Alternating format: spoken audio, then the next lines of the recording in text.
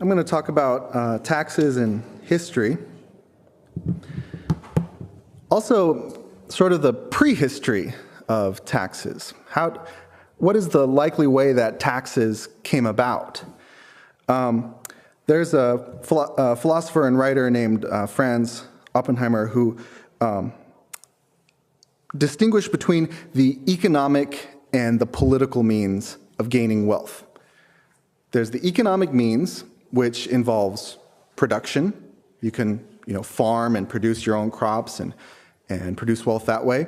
Or it can mean trade. And then there's the political means, where you just kind of take what you want. Now, obviously, taxation would fall under the political means. And taxation and the political means are very old. In fact, they might be considered older than mankind itself.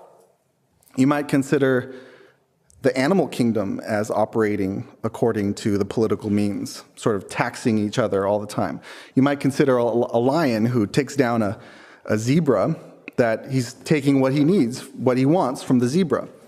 And the zebra is not giving it in return for anything else. It's just the law of the jungle. Or afterwards, when the lion's eating the zebra and a jackal comes over and snatches some of the food away from the lion, that's not economic means. That's sort of political means too. That's sort of taxing the lion in a way. You're just taking what you need, what you want from the lion. Now, that sort of law of the jungle is also what Montaigne, a French philosopher, he had what Murray Rothbard called the Montaigne fallacy, which is that no man gains except what another man loses. And that's sort of the way it is in wildlife, that the lion doesn't gain unless the zebra loses. The jackal doesn't gain unless the lion loses. Another philosopher named Thomas Hobbes, he characterized the state of nature as a war of all against all, and that also describes the political means. And so, but taxes usually aren't thought of in that nature red in tooth and claw kind of way. It's considered more gentlemanly. And so it'd be interesting to trace how you can go from messy violence like that to gentlemanly violence, like the nice little process that we have when we fill out our tax returns and we mail our check to the government, and it all seems very genteel and civilized. Another way of looking at the law of the jungle is to what Mises called biological competition. Now, humans also engage in biological competition, sometimes in ways that are very little different from the animal ways. For example, cannibals. When cannibals go to war with each other and one side wins, they just eat the other side, just like the lion and the zebra. But then there's also biological competition with non-cannibals too, because if some barbarians sack a city and they take no prisoners and they just kill everybody and just take all the food and eat all the food, that's pure biological competition. There's no society there at all. But where the inkling kernel of some sort of social thinking can start, society is whenever someone takes someone else's purposes in mind with regard to their purposes. So with an animal, with a barbarian who just sacks a city, they don't care about the other person's purposes at all.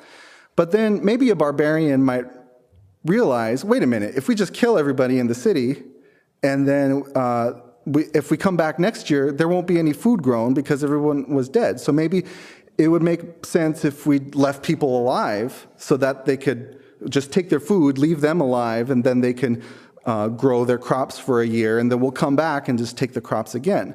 And so then at least you're starting to, it's not even really society, but it's sort of the inkling of a society, because you're at least taking other people's actions into consideration a little bit. And then another step might be that the barbarians come and the people in the city say, look, if you invade us, we're going to fight back and we're going to kill some of you.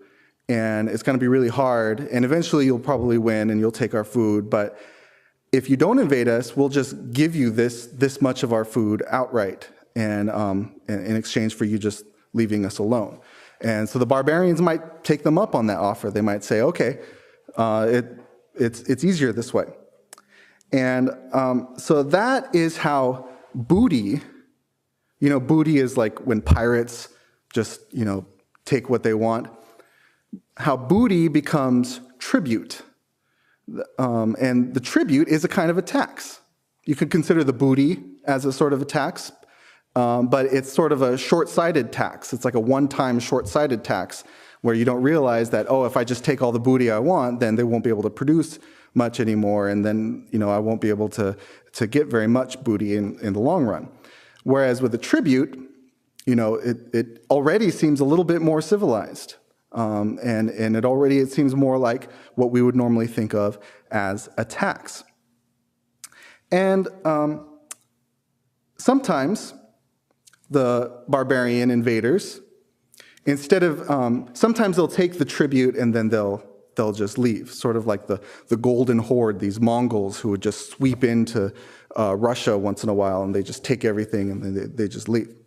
Or sometimes they would come in and they would settle in among their victims and take their tribute throughout the course of the year as they lived there.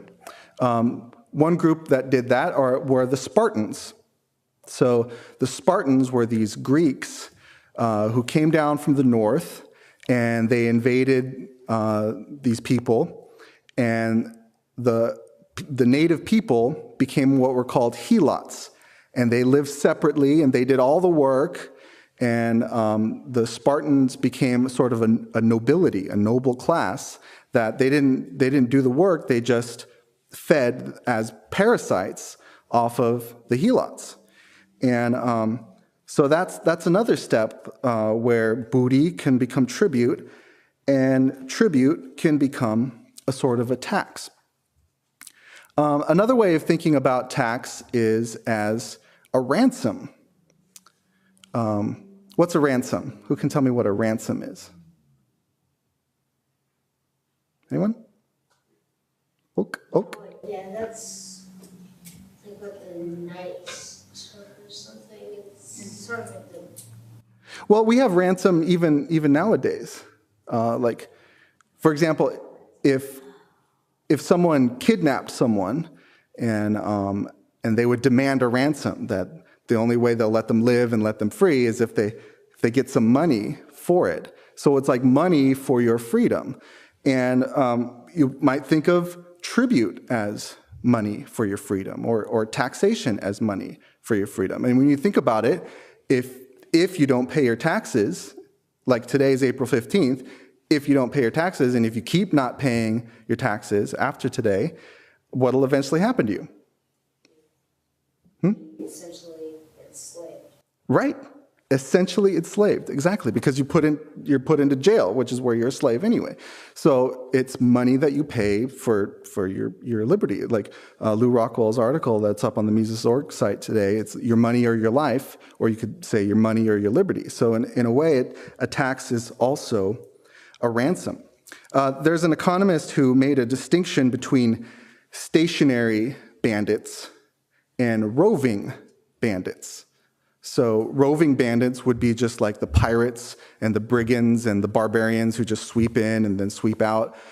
And the stationary bandits are just bandits who just settle in with you, and eventually you get to be familiar with them, and you forget that they were bandits in the first place. Another thing, so this is what's called the conquest theory of the state. It was a theory that, among other people, Thomas Paine believed in this theory, that's how the state, governments, start out, and that's how taxation starts out. Of course, what will happen when the bandits are stationary and they're living among you is that they want you to forget as quickly as possible that you're a bandit. And so they will they'll have intellectuals who sort of create what's called apologia, so it's sort of intellectual defenses of the bandits. And one apologia that they might say is that they might say, oh, well, the gods will favor us if we are obedient to these rulers. Another thing that can happen that helps this apologia is the bandits will give a little bit of what they took back as a service. And people will start, especially if this view is supported by the intellectuals, people will start thinking, wow, that's so generous of them. That's so nice of them that they're giving me some stuff. It's giving me some food, and they're taking care of me, forgetting where they got that stuff in the first place. It's sort of like there's this comic where there's like the state, and he's got his hand in your back pocket, and he's giving you money in front of you. And it's like that's how it works. And so that helps to legitimize the state, the bandits. Another thing that happens is the state will institute democracy. And what can happen with democracy is that one set of people can use the state to mug another set of people. And so the state kind of serves as like a mugging medium, like a middleman for mugging. Whereas because if one group directly mugged the other group, it would seem uncivilized, ungentlemanly. But if they do it through the process of elections and voting for people who will take from other people and give to them, and then they do it back, then it all seems very. Then you get the myth that, like Obama recently said, the government is us. So you can't really worry about what we do because we're a democracy. The government is us. And that kind of legitimation really goes a long way in empowering the state to basically do whatever it wants. Now, another way of looking at the state is thinking about the difference between hunting and gathering and farming. So you could think of as the roving barbarians and pirates and brigands. By the way, Murray Rothbard said that the state is a band of brigands writ large. You can think of them as hunters, whereas you can think of the stationary bandit who settles in, you could think of them as farmers. That they don't, just outright kill the people and just take things once. They live with the beasts of just like a farmer lives with his pigs and chickens and takes the substance from them as they go along. And so when you look at a political map of the earth, instead of just seeing countries, you could kind of see a bunch of farms. And then that kind of puts wars in a different perspective, that wars can be considered as one farm invading another farm. Sometimes in order to directly tax the people. Sometimes it's about farming farmers, because instead of directly taking over and directly taxing the people, you tax the taxers. So, for example, in England, when the Danes would come in, and then the English kings would have to gather what's called the Danegeld, which was the money to pay as the tribute to the Danes, to the Vikings. And so that's sort of like farming farmers, that the farmers take from the people and then they give to people who in turn farm them. Now, states often have a motivation to limit taxation. It doesn't make sense to tax completely. You don't want to kill the golden goose, the goose that lays the golden egg, because then there won't be any more eggs. And then you start to getting back to where you were before, where you're just where it's just pure biological competition, and you're just destroying them, and it's just like a one-time tax, and then over the long term, you don't have as much. Another way of thinking about this is that free-range farming is often, if you're gentler with the chickens and the pigs, that they'll be more productive. So if you let them trade with each other and feel free, then they'll be more productive, and then you can tax more from them in the long run. So this gives us some perspective on the history of taxation, once we understand sort of the nature of taxation. One fallacy that people like to put forth is they like to say, well, you know what, before we had the state, before we had the taxation, we had all these tribes that were just killing each other all the time. That was more like the war of all against all. And now that we have the state, we're all richer. We're all more civilized and more productive. And that gets things backwards. That puts the cart before the horse. What happened is that property and the division of labor came first. So people on the earth didn't always have private property and trading and the division of labor. In primitive societies, there was it was just very communal. Even though there wasn't a state, there also wasn't very much in terms of private property. Everything was just communal. And then what happened is that when private property, but in that time, there's nothing to tax, If everything's primitive and there's no private property, there's no division of labor, and there's no wealth being built up, there's nothing to tax. The parasite has to have a host to survive. So the parasite couldn't have come into the scene until the host got big enough.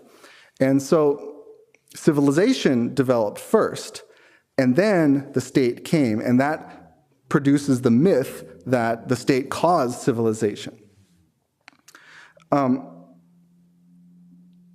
So all the early civilizations that we see, so the first civilization was in what is now Iraq. It was called Sumer. And they had private property first, before they had a state. There's a book called Ancient Iraq by George Roux, where he demonstrates this. And it became a flourishing civilization in spite of the parasitic state that was on top of it. And then you had the civilization in Egypt. But back then, taxes, it was pretty clear what they were. It wasn't as genteel as it is now. There's a scribe, an ancient Egyptian scribe, wrote this about a tax collection. He said, "Dost thou not recall the picture of the farmer when the 10th of his grain is levied?" 10th is where the word tithe comes from. Is where that was kind of the classic rate of taxation in the ancient world, was the 10th. "Worms have destroyed half the wheat, and the hippopotami have eaten the rest. There are swarms of rats in the fields. The grasshoppers alight there, the cattle devour, the little birds pilfer, and if the farmer loses sight for an instant of what remains on the ground, it is carried off by robbers. Moreover, the thongs which bind the iron and the hoe are worn out, and the team has died at the plow.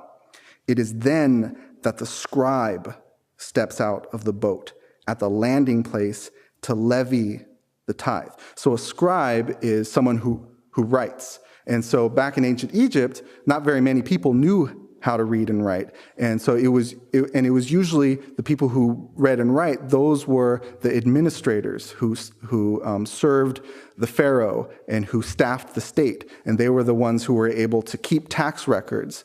And so they were generally the bureaucrats. And so education was, at the time, was often about becoming a scribe, in order to become a bureaucrat, and often to become a tax collector.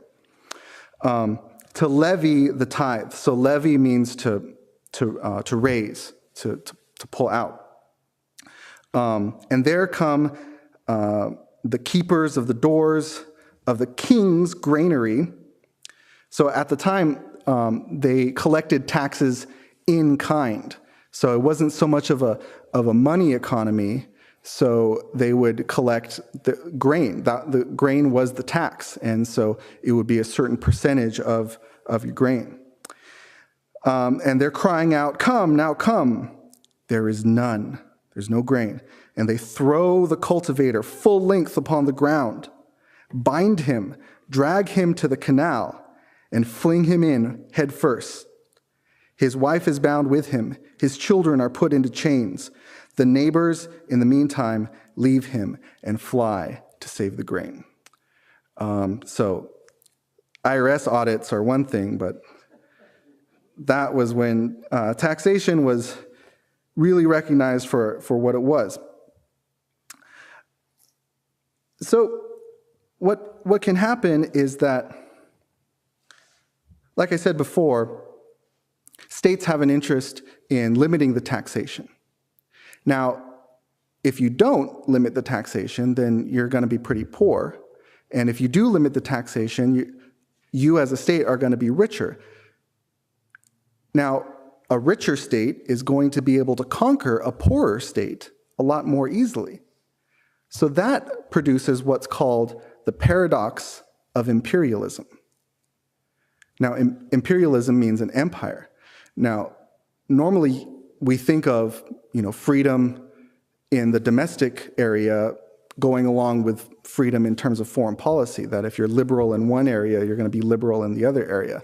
But actually, that is often not the case, because it's the states that are liberal in the domestic area, that don't tax their people as much, they end up having more resources, and so they're able to conquer the other states.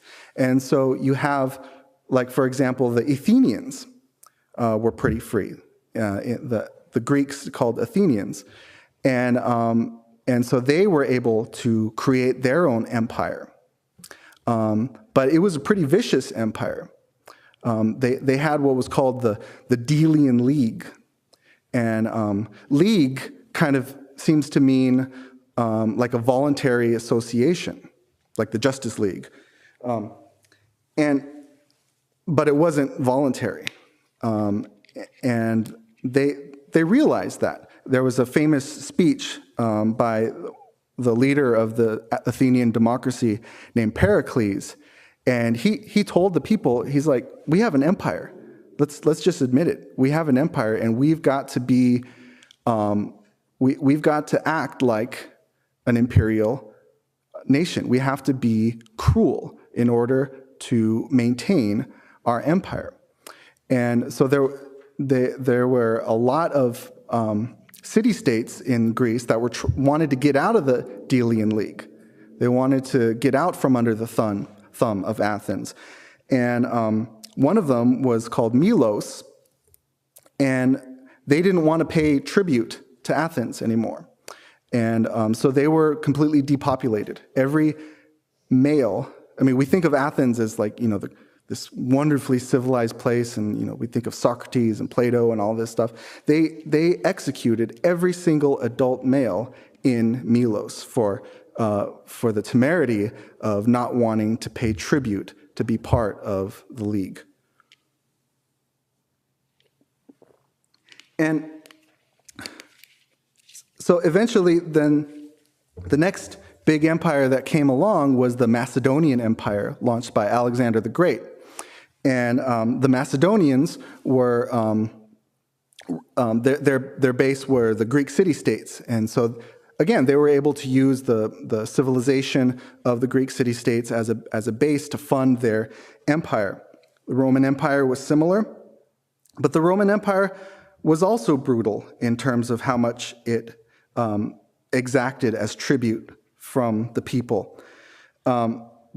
There's a great quote from the historian Tacitus, who recalls a speech by a Scottish leader called Calgacus, and the Scots were being invaded by the Romans. And Calgacus said of the Romans that they are the robbers of the world, having by their universal plunder exhausted the land, they rifle the deep. If the enemy be rich, they are rapacious. If he be poor, they lust for dominion. Neither the east nor the west has been able to satisfy them. Alone among men they covet with equal eagerness poverty and riches. So you can kind of think of the American empire in that way too, that not only, have we tried to, especially in the past, take over rich areas, like we had imperial designs on China for a long time, but we're out there bombing caves in the middle of nowhere to take over these poor people too. So rich or poor, it doesn't matter. The empire just spreads. To robbery, slaughter, plunder, they give the lying name of empire. They make a wasteland and call it peace. Tacitus talked about another leader in Britain named Boudica, a female, and she said this in one of her speeches. She said, "How much better it would have been to have been sold to masters once and for all than possessing empty titles of freedom to have to ransom ourselves every year." So again, there's that notion of the ransom as a tax. And just like with us, it's like an annual ransom, an annual money payment for your freedom. So that was the Roman Empire. The Roman Empire fell largely because of taxes. Eventually, it got bad at, limiting its taxation so it could continue to feed on the population. Mises talks about how first the Romans, they debased the currency, which itself is a tax, because when you create money out of nowhere, that's what's called an inflation tax. And instead of collecting taxes in the debased currency, they started to requisition just goods and services from the people in order to support the army. And then Diocletian, this Roman emperor, he turned that requisition into a huge tax. Eventually, people started getting poorer and poorer, and some people wanted to move into the countryside. Some people wanted to escape to go be with the barbarians. They thought, oh, if I got to escape this Roman Empire, I got to go be with the barbarians where I can be free. And so Diocletian tried to freeze everything. He put a price ceiling on everything, and he tried to pass a law where every person had to stay at the job that they were in, and that their children had to stay at the job that their parents were in. And Mises talks about the upshot of all this. He said, to avoid starving, people deserted the cities, settled on the countryside, and tried to grow grain, oil, wine, and other necessities for themselves. On the other hand, the owners of the big estates restricted their excess production of cereals and began to produce in their farmhouses the products of handicraft which they needed. For their big-scale farming, which was already seriously jeopardized because of the inefficiency of slave labor, lost its rationality completely when the opportunity to sell at remunerative prices disappeared. As the owner of the estate could no longer sell in the cities, he could no longer patronize the urban artisans either. He was forced to look for a substitute to meet his needs by employing handicraftsmen on his own account in his own villa. He discontinued big-scale farming and became a landlord, receiving rents from tenants or sharecroppers. And so that is basically how the the medieval economy started was from this process that Mises talks about, which came about because of the excess taxation. However, the Middle Ages weren't so bad. The Middle Ages, after the initial Dark Ages that happened because of this Roman folly, the Middle Ages had actually very limited taxation. Rothbard talks about that there were no regular taxes. In the medieval era, while the king was supposed to be all-powerful in his own sphere, that sphere was restricted by the sanctity of private property. So the king had to often come hat in hand to ask for taxes. And that was the origin of the parliament and the estates general in France, that they were holding the purse strings. They were having to decide whether to let the king have those taxes or not. And so the Middle Ages were actually a time of great economic prosperity. People think of like the Roman era as great and that the Middle Ages were poor, but it was in the Middle Ages where iron was first used on a widespread basis. It was when they had windmills and water mills that could produce things that used energy in a continuous manner. So cities were springing up all over medieval Europe in these places in northern Europe where the Romans didn't even really cultivate. Like, it was just wasteland during the Roman era. Basically, the Romans was just a parasite city living off of the East. It was still the East, Egypt and Greece and Asia Minor, where all the wealth was, that mercantile civilization. And Rome was just living off of that as a parasite. People living in Italy were exempt from taxation. More than that, they started getting bread dole. People were coming into Rome just to basically live off of welfare. And so it was really a parasite civilization, and it was in the medieval era when there were more limited taxes. That's when economic growth started really getting underway. Rothbard talks about the 14th century depression, and that's when kings started to become powerful again, and some of the prosperity that had built up through the Middle Ages was destroyed. Especially Philip the Fair was not fair to the people. The fair meant handsome, that he was kind of handsome. Rothbard says that in the early 14th century, Philip IV, the Fair, king of France, moved to tax, plunder, and effectively destroy the vitally important fairs of Champagne. To finance his perpetual dynastic wars, Philip levied a stiff sales tax on the Champagne fairs. He also destroyed domestic capital and finance by repeated confiscatory levies on groups and organizations with money, including the Jews, who he just completely confiscated their wealth and kicked them out. The Lombard bankers, the Italians, did the same thing to them. The Knights Templar, who were international bankers, he killed them and took all their money. And so it was with kings like Philip the Fair, later on strong kings like Henry VIII and Louis XIV. They became really strong, and they started taxing people a lot more. And that ultimately ended up with the revolutions that happened starting in 1688 and then through this 18th century. What happened with the kings would want to go on all these wars. They'd have all these dynastic wars, and they'd have to tax the people. And so, especially the dynastic wars of Louis XIV and 15th, that it was because of the taxes to support those wars that people were so upset, and ultimately the French Revolution came out of that. And the American Revolution, I mean, it's very politically incorrect, but the American Revolution was a tax revolt, and it was a war of secession. Two things that people don't really like in certain circles these days, but that's exactly what they were. And it largely came out because of the 7 Years' War of the British, that that it was really expensive war, and then that's how the British Empire started, really, was the result of the 7 Years' War, and they needed to fund the war and to fund the empire too.